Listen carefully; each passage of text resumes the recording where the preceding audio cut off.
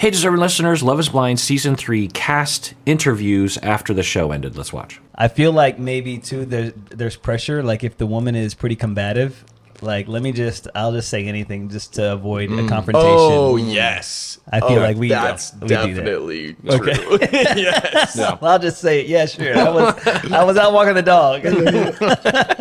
Yeah, to avoid more questions. Yes. Why do guys tend to shut down instead of expressing feelings? Sometimes it just... Okay, so this is a YouTube channel called Fit Men Cook. Fit Men Cook, and they have 625,000 subscribers, which is a lot of subscribers. So they are interviewing Cole, and they asked for questions from their listeners, from their viewers, of questions from women to men. And so these are submitted questions, and one of the questions is, let's rewind that. I was out walking the dog.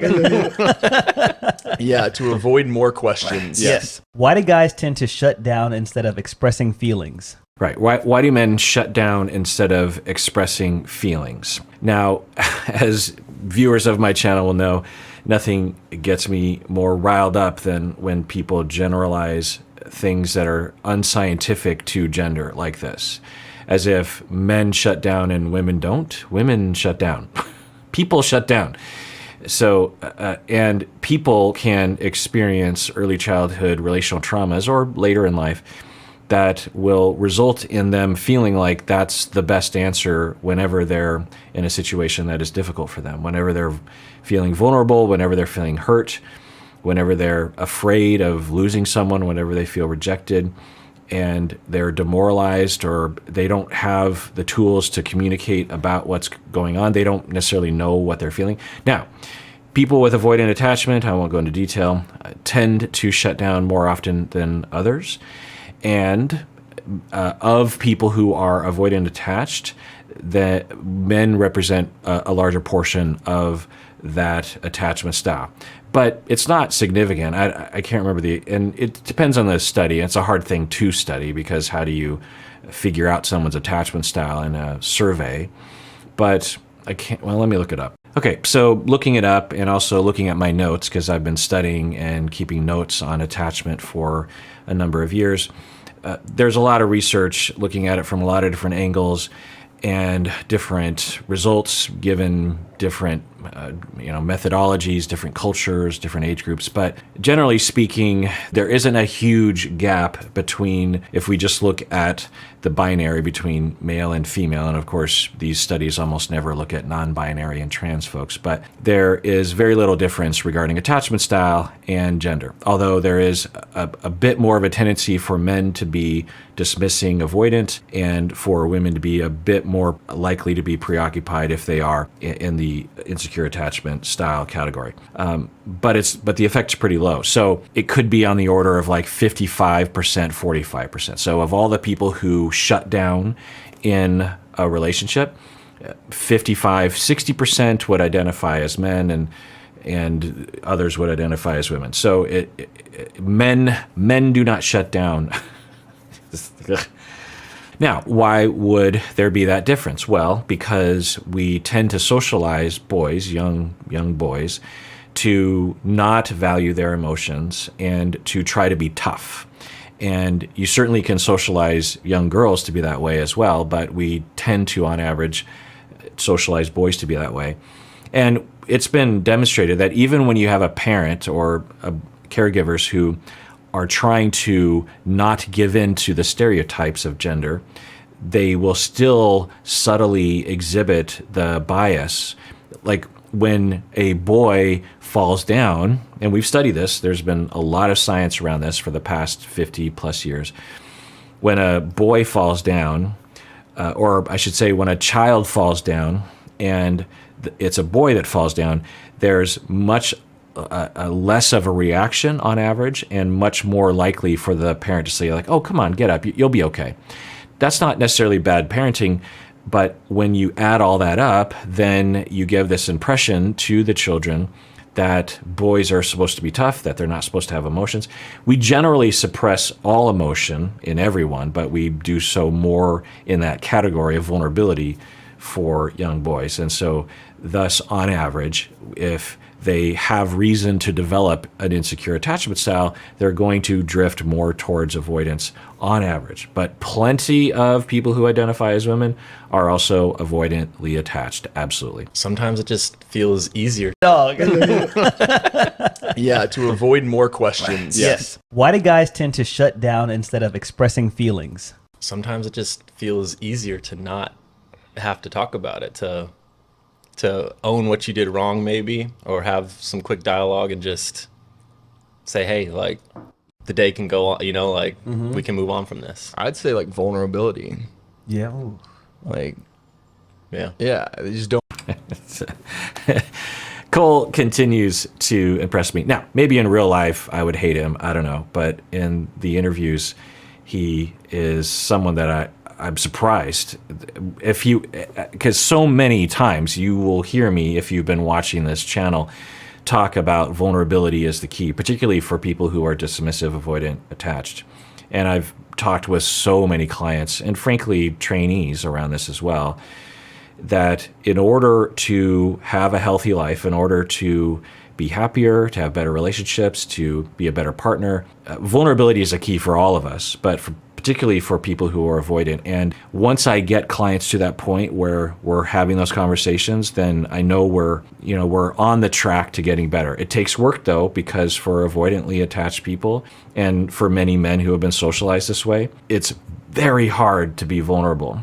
And when I talk with clients about this, often a marker of true vulnerability, spontaneous vulnerability, real emotional, because some people will claim, like I didn't show this, but in an interview with Bartiz, he was saying that he's vulnerable, but not in the way that people want him to be. And what I suspect is that he verbalizes, he intellectualizes his vulnerability, but he doesn't actually exhibit it. So the marker that I'm often telling my clients to look for is when they spontaneously burst into tears when their partner hurts their feelings. Because there's three steps, you could say. There's the first phase of development in this area where they tend to shut down and they tend to avoid, and they don't even recognize consciously that they are vulnerable and they are hurt. The second phase is to verbalize it and to intellectualize it, which is definitely better than the previous one. But what we want to get to is where the individual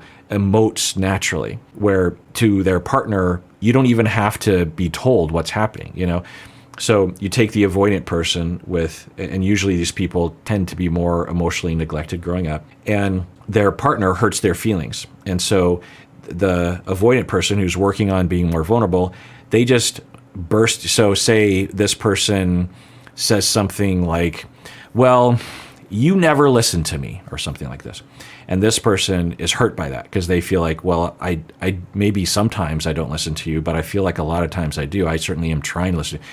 And it hurts their feelings. And without saying a word, tears start coming out. Now, maybe they don't sob, maybe they do, but it's an immediate physiological representation of their emotional life and the way they were impacted by the other person. And then this person immediately sees that pain, and doesn't even have to be, oh, I'm sorry. No, I mean, you certainly you do listen some of the times, but sometimes you don't listen. That tear, just one tear, and it's spontaneous, it's real, that tear can regulate the whole relationship.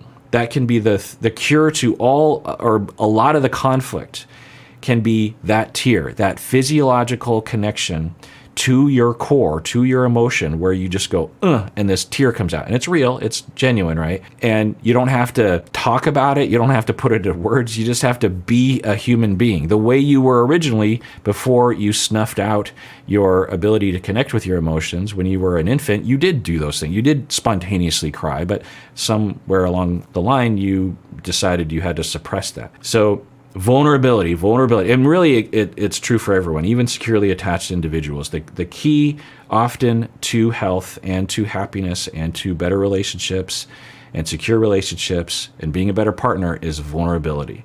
Not transferring your vulnerability into anger, not transferring your vulnerability into avoidance, but to truly be vulnerable. We are in a constant state of susceptibility to pain and fear from our partners. It is happening all the time. it is normal to throughout the day have minor hurts, minor fears, minor indications of minor rejections. Not that necessarily you're like, my partner wants to leave me, maybe that, but in more mundane situations, just like, I feel like my partner didn't really listen to me. I feel like my partner kind of dismissed me in that moment. I feel like that my partner didn't really consider my feelings in that moment. Not on a scale from 1 to 10, it was like a 2 or a 3, but it was there. We're going through those moments very often. And the key is vulnerability, not to suppress, not to stuff it in a box, not to get angry and hostile and accuse someone like, you're such a jerk. Just be like, hey, that hurt. And the closer you can do it to the moment, the better. Often, not always. Because when it happens and you go, oh, or you cry, tear, or like, or some kind of physical manifestation that's real, then immediately your partner goes, oh, I just did that. It's sort of like if you stepped on someone's foot and then 3 weeks later they're like, 3 weeks ago you stepped on my foot. That's different than if you step on someone's foot and they go, ow. Immediately like, oh, I'm sorry.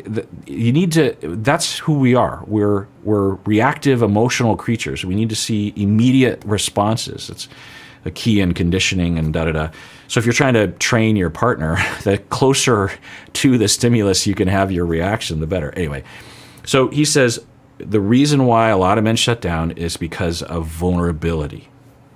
Hallelujah. The day can go on, we can move on from this. I'd say like vulnerability. Yeah. Ooh. Like, Yeah. they just don't want to be vulnerable. Yeah. That's true. That's a really big one. I know that for me. That's definitely true. Great. And the interviewer also says, yeah, that's why I shut down, because I don't want to be vulnerable. Absolutely. Good. Yeah. Yeah, they just don't want to be vulnerable. Yeah. That's true. That's a really big one. I know that for me. That's definitely true. We might think we're being vulnerable. Yeah. Because we've gone to maybe a different level than we did with the guys. Yeah. But then your girl might be wanting a different level. Might be wanting more. That's a really, really good point, because vulnerability to men looks different. I feel like I've learned that in my marriage. Like, oh, okay, I thought I was being vulnerable, but there's something else that's required of me, and I have to like go to a different space, a different. Wow, this is a really healthy conversation. I mean, there's some little things where they keep generalizing to men and women. Again, I'll say this again. If they said, for me and the men around me, and for a lot of the men that I hear about, this is how it seems to be. Absolutely, you can make that claim. That's an anecdotal claim. That is a life experience claim. To say men are this way and women are that way, then we got to look to the data, and it doesn't usually show that. It's really good. Level of authenticity. I also kind of feel like it has to deal with the way that guys talk. We just kind of like problem solve. So once the issue is there, we're like, done. That's true. You're going to keep on talking about it. I thought we already solved this. Yeah, I thought Women do that too. I'm glad they're talking about it. It's good. I mean, I shouldn't nitpick, because this is a very high level of healthy conversation that they're having. Because sometimes it is this notion that men will try to problem solve because, we're logical and we are always trying to fix things, and we don't get rattled by things, and men are always trying to, and women are emotional and they're always crying and complaining. And it's like, no, there's a little bit of a sexist thing in there for sure. I mean, not little bit, but can be in there.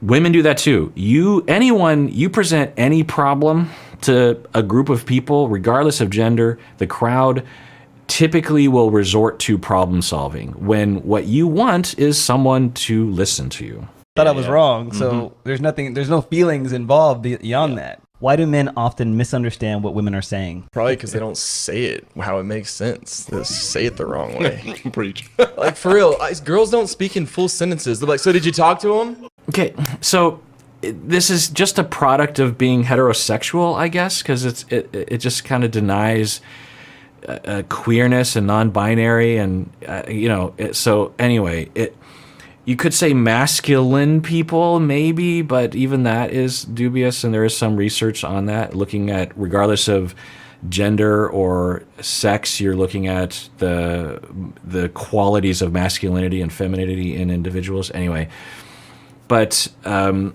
so Cole is saying that women don't speak in full sense. Okay, so that claim, women do this. I know, I'll stop. But that claim is only valid if you have read research that backs that up.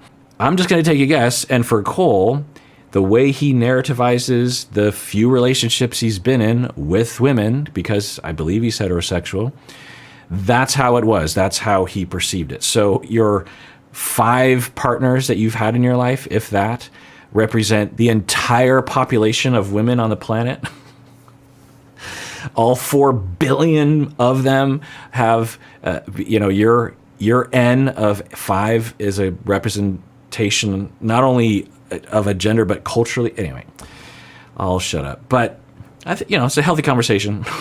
As far as the way I thought the conversation was going to go, I was like, oh boy, but this is, it's good. Wrong. So there's no feelings involved beyond that. Why do men often misunderstand what women are saying? Probably because they don't say it how it makes sense. They say it the wrong way. Preach. Like, for real, girls don't speak in full sentences. They're like, so did you talk to him? Like, talk to who? Like, they... So what I'm guessing is being expressed here is frustration with their previous partners or current partners when they're asked a question or there's a statement from their partner that seems to be laced with some kind of emotion or anger or expectation or tension or something, and these men have experienced where they have been confused. They feel like they're being accused of something, or they feel like, and all of us have been through this regardless of gender, where someone will come at us with something and it's not clear what the landscape is. It's indirect communication. Like, let's rewind. Say it the wrong way. Preach. Like, for real, girls don't speak in full sentences. They're like, so did you talk to him? Right. So I'm just going to take a guess. As a couple therapist, I have seen a lot of situations in this category. And I think what he's talking about is, so say the situation is that Cole's partner wants Cole to talk with his dad about borrowing his car, his truck, okay? And Cole's partner really wants the truck to use it, and Cole is on the fence about it because he doesn't want to bother his dad, but he also wants to please his partner. So Cole is kind of on the fence about asking his dad, but the partner really wants him. So she comes to him and said, did you ask him about the truck? And Cole doesn't know what to do. So what's happening underneath everything is not being stated for both people. For the partner, in this random example that I came up with, the partner not only wants to use a truck, but also wants to feel like Cole is on her side, wants to feel like Cole cares about her feelings and is supportive in a tangible way. And so there's a lot on writing on this. It's not just a truck. It's more than this, right?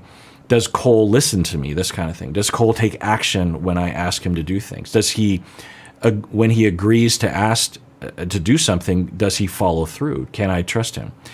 And then for Cole, emotionally, he might be thinking, well, I kind of told her, indirectly maybe, that I don't know if I want to bother my dad with that because I know that he really loves this truck and I don't know if he's comfortable like loaning that out. And me and my dad kind of have a rocky relationship right now. So, I'll ask him. But for him, and this made up situation for the Cole person, he's like, I want my partner to appreciate the position that she's putting me in. It's okay that she asked me this, but I want her to validate and understand and listen to me that I don't know if this is such a great idea and I wish she would look somewhere else. I wish she would understand that the emotional spot that she's putting me in by asking me to ask my father about this. And so, but they don't necessarily really register that consciously. And for the Cole person, so she comes to him, and you can all think about this because this is happening on a daily basis in your relationship in all likelihood. This is something I'm working with all my couples, and it gets kind of weird because I'll get couples to be extremely explicit with and self-aware to the point where, the wife comes to the husband and is just like, so I've been thinking about the truck thing, and I know that I have some energy around this because I really want the truck, and I also feel like you often don't follow through with my requests of you. So I want to talk about you getting the truck, and I feel like we might get into a fight, and I don't want to get into a fight because I love you, so let's hold hands. You know, that's what I will get couples to do, and I get a kick out of it because it's so healthy in my eyes. And it's so outside of their comfort zone, you know, when they first come into therapy. And this could take years to develop, but in the beginning, they're more regular in that they don't really talk about what's really happening for them, and then they run into a lot of roadblocks and landmines, and then because without that overt awareness and communication, the wife comes to the husband and says, "Hey, what about that truck?" And the husband is just like, "Oh, well, I don't know. He's busy today." Okay, so if you just look at verbatim, what about the truck? Well, he's busy today. And then she says, "Oh, you," and then walks away. Okay, so verbatim wise, you're like, huh? Like if you watch that interaction, you'd be like, I don't understand. Why do they? But when you understand what's happening underneath, right? And a lot is happening underneath. They both feel misunderstood and unlistened to by the other person. They both feel hurt that the other person isn't caring about their feelings, but it might not be explicit as to what each person is feeling to the other person. You know what I'm saying? So I'm guessing that's what they're referring to right now. Misunderstand what women are saying. Probably because they don't say it how it makes sense. They say it the wrong way. Preach. Like, for real, girls don't speak in full sentences. They're like, so did you talk to him? Like, talk to who? Like, like they do that. Like, so I was talking to her, and then like she told me that. And I'm like, I'm like, did you even start somewhere? They just like jump into the middle of a state. And if we just take this conversation, the snippet, this is massively sexist. You're basically calling women idiots. I mean, really, right? They don't use full sentences. All women don't know how to communicate effectively. They're all illogical. And we are logical all the time. Like, I don't know. Ugh. All right, well, that does it for that episode. Everyone out there, please take care of yourself because you deserve it. You really, really do.